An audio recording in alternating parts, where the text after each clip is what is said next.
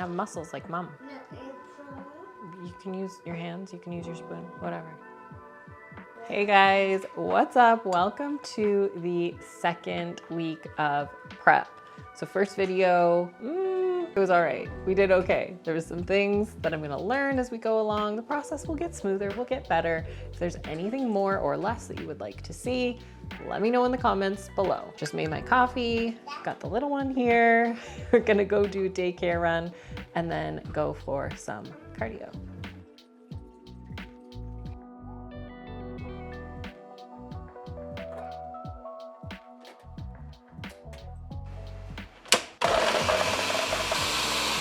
What noise does a blender make?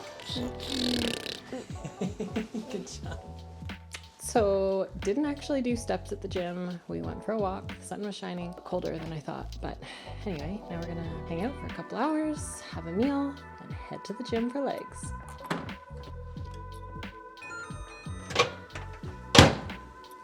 So now we're gonna do black beans. This meal is about just under 600 calories. We are training legs today, so a little bit more. Actually, have to yogurt first.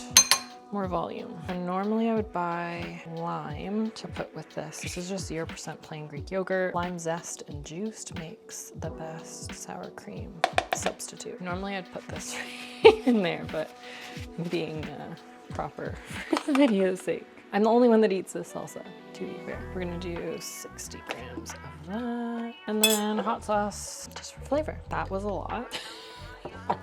But we're gonna enjoy. So, pre-workout meal, lean ground beef, purple sweet potato, black beans, salsa, 0% sour cream, and a ton of hot sauce. Okay, all right.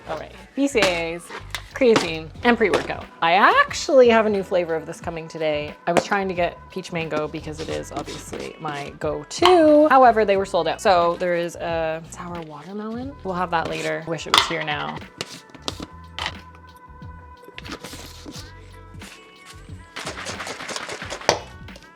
I need water. Thank you. This looks like 3 scoops, but it's not. 22 grams. Anyway, that's that. See you at the gym.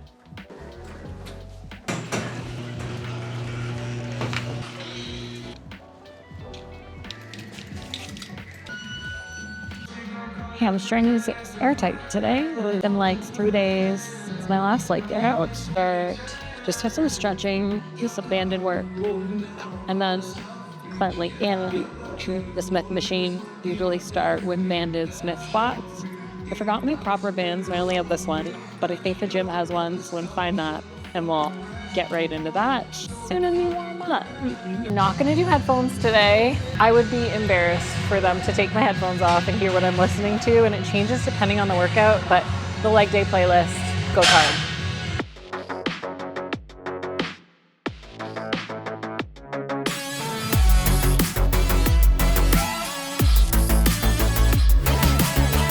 I hit 10 there, 12 for the first. Not really counting reps. Goal is to no more than 12. My hope would be like topping out between 8 to 10. So I'm gonna add some weight. 5 sets, 6 sets. Again, depending on once I get to that point where my weight is high enough that I'm really challenging myself, which sounds like a nap because I'm so depressed. I'm not used to talking in between sets. Normally I'm laying on the floor. Right back to you, just one more touch. You're dangerous.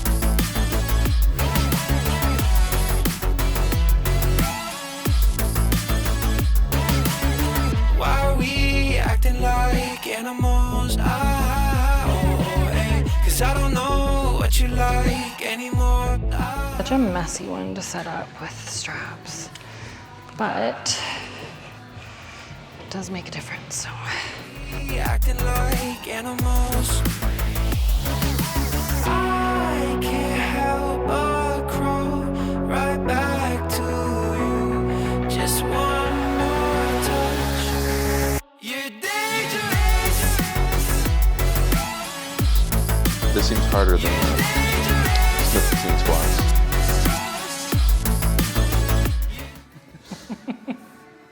Well, you weren't laying on the ground before. I would have. Just trying to keep it together. Now it's really the end range that people miss out on this exercise. You see so many people doing like this. You want to control your body, keep your core tight. I'm going to here, pushing past that end range, and then slowly releasing. Again, this is, I'm middle of the set, trying to explain it, but proper form. Feet aren't doing the work. Knees pushing past that point where you feel like you can't go any further. And that's where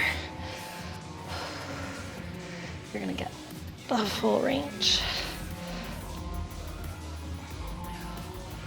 Oh God, okay.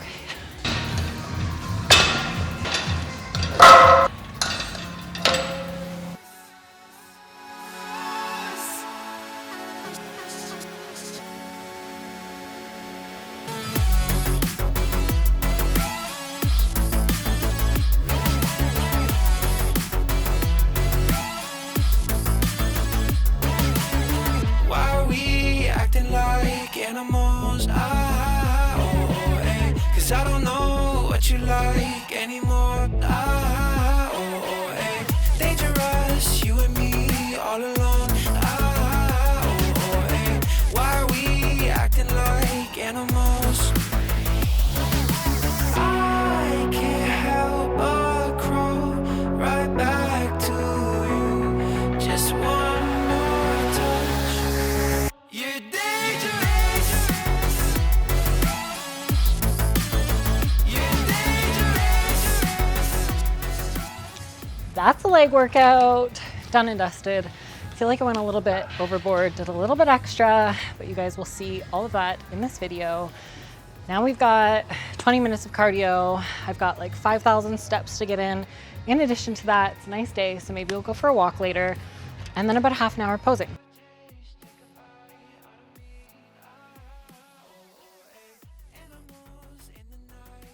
Fight. I just can't get enough when you're mine. I can't help but crawl right back to you. Just one more touch. You're dangerous. You're dangerous. You're dangerous.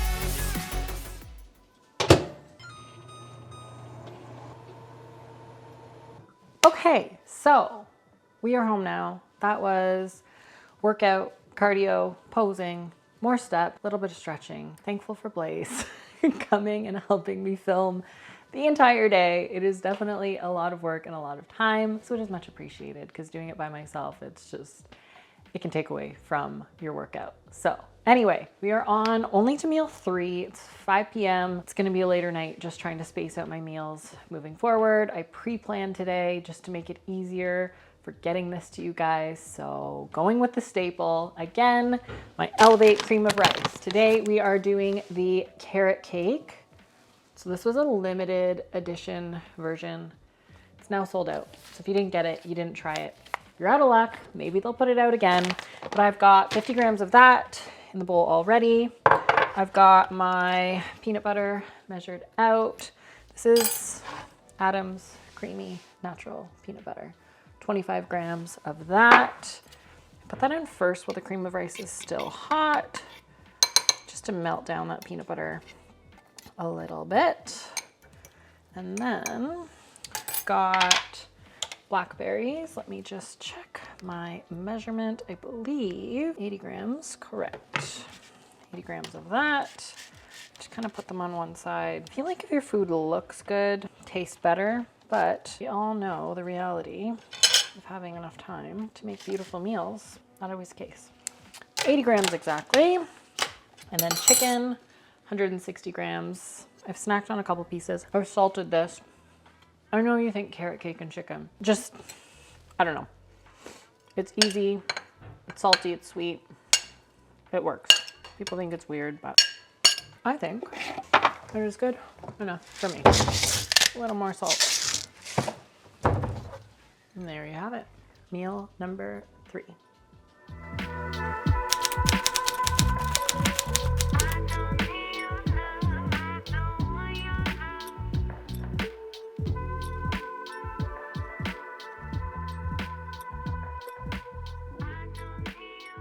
So the last time we talked, it was Friday, and I had my check-in with Amber. So I'm just going back here to see what exactly he said. In short, he felt that my glutes looked pretty flat in my posing. So we dropped carbs from 230 to 215 for 2 days.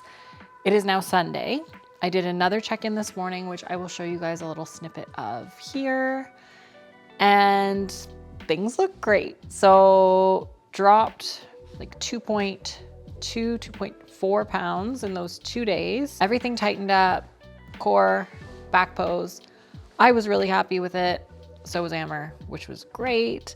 So today we are doing 280 carbs, 75 fat, and 190 on the protein. Okay, this is so crazy, and like why I love tracking data the way that we do, because it really solidifies the importance of like an off season and really putting in that effort to build up your calories and your tolerance. And even if you're not a competitor, like people that yo-yo diet and they do these like crash diet for this event or this whatever it is, regain all the, like there's just so much you can learn.